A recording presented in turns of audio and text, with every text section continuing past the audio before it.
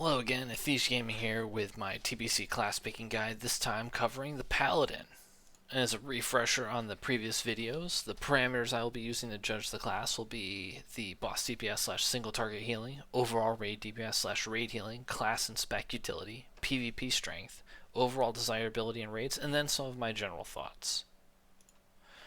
So first we have the Holy Paladin, and a Holy Paladin is a great single target healer, but a poor raid healer. They only have single target heals, they have an instant heal, but they have moderate spec utility and amazing class utility, which means that you will almost always want to bring them. Their PvP strength is moderate. You do run paladins, they do find their way into PvP.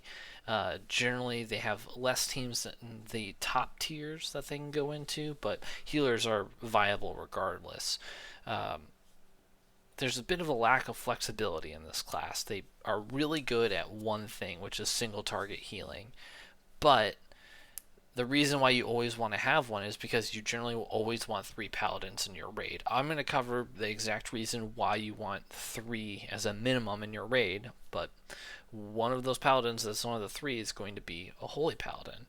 Uh, as far as ease of getting a raid spot, holy paladin should be pretty easy, especially if you're horde. A lot of people who are on horde are going to be rolling prop paladins, rep paladins. Not as many people are going to be jumping on the Holy Paladin train, so it should be a pretty, as far as Paladin specs you can play in raid, should be pretty open. So as far as their unique spec utility, they have Improved Blessing of Wisdom, and Improved Blessing of Wisdom is quite good for the classes that make use of it. They are also the ones most likely to be able to pick up either Blessing of Kings from the Protection Tree or Blessing of Might from the Retribution Tree. Now you can have your Prot or Ret Paladin pick these up, but it's just easier for the Holy Paladin to do so. Some notable class utility is Seal of Light, which will heal people on when they hit the boss. It's good for that kind of incremental chip raid damage. And Blessing of Protection, which, given that a lip or limited invulnerability potion is completely wrecked and no longer has the same function, this replaces that functionality for many classes and situations. Next up, we have the Protection Paladin, and their single target threat is average to kind of below average. It depends on gear. Their AoE threat is fantastic. It's the best AoE threat of any of the tanks. They don't have any unique spec utility, but they do bring the baseline Paladin utility, which is very high. PvP strength, don't play Prop Paladin in PvP. They are not very good. They are very desirable as a tank, and they scale really well into later phases. You most likely will have 1 in your raid, though there are potential to have 2 or 3 even. You won't miss out if you just have paladins, for example. They have the hardest time, however, getting geared, and this is and isn't an issue. They are the most desirable 5-man tank and a very desirable 10-man tank, which means that actually getting that first level of gear shouldn't be too bad. But they do have to make a lot of sacrifices early on when the gear level is lower. They do have the benefit of being the only tank to start with full resources, as opposed to warriors and druids who start with not full resources. They can both main tank and off tank. I know you've probably heard, well, they're an off tank.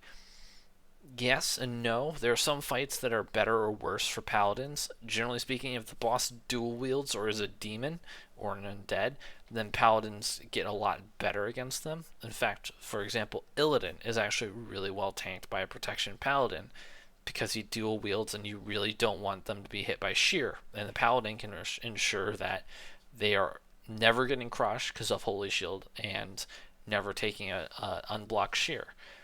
The other point that's really good for them is that they are speculated, hypothesized, theorized, but pretty much confirmed to be the best AoE farming class, especially if you're doing older content or boosting new characters, because they have uncapped AoE damage.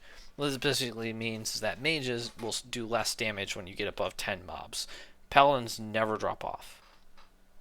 So just a brief thing on why they scale. So one, they scale on damage. Unlike Warrior, who scales off base threat, your spell power directly increases the amount of threat you gain. So more spell power, more threat. That's one point of scaling. They also have two separate ways of scaling with stamina. So 6% from Sacred Duty, 10% from Combat Expertise.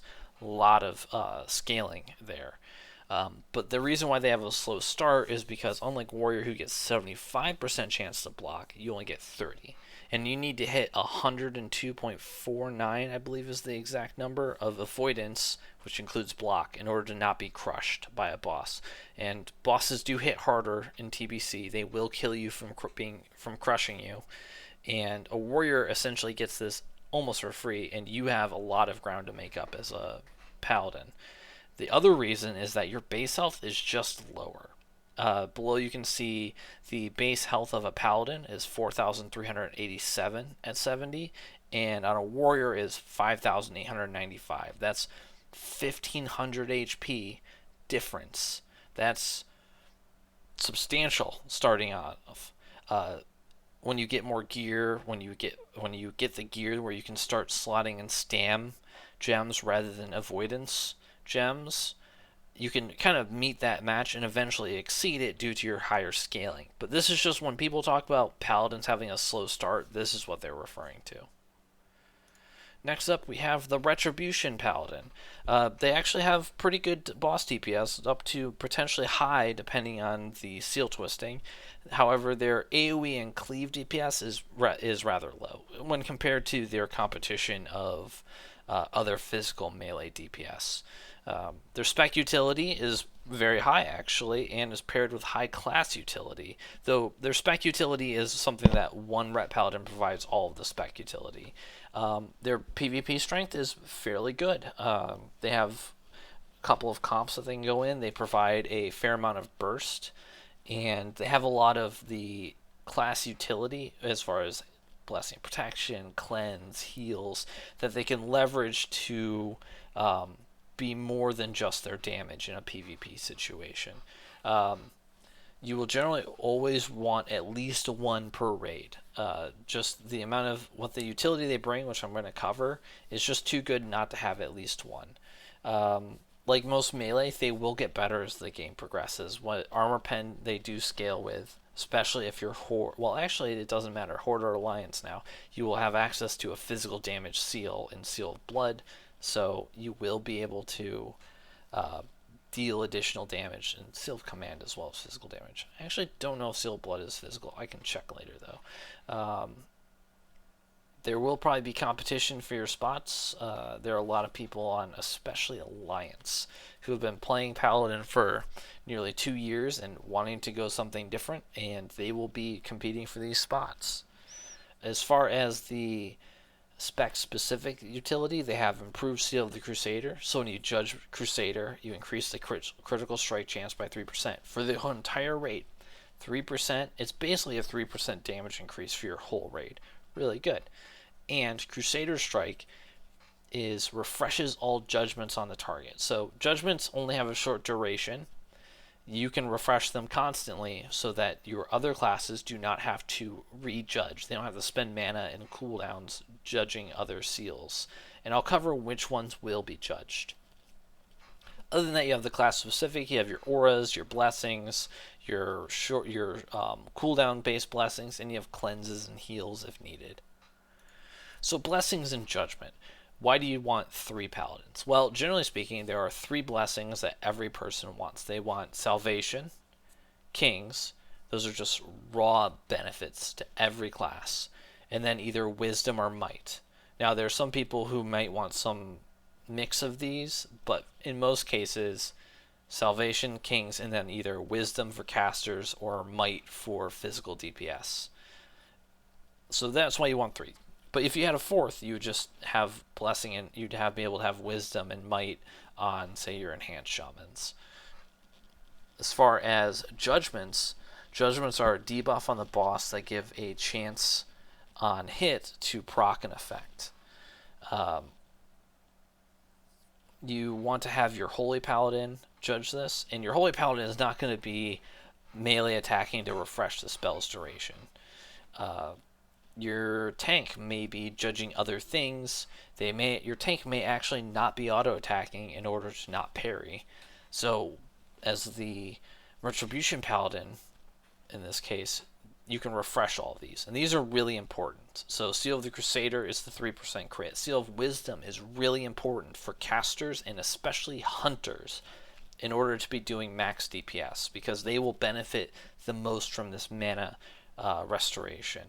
And Seal of Light, while it isn't going to necessarily save everyone or do a ton of healing, it will keep people topped off when in other circumstances it may waste a global cooldown to do some AoE healing. This just keeps people topped off, helps out your warlocks. It's not as important as Wisdom and Crusader, but it's still just essentially almost free healing. And as far as mana efficiency and time efficiency, is a really great healing spell. So in summary, Paladin is one of the 2 classes that can actually cover all 3 roles.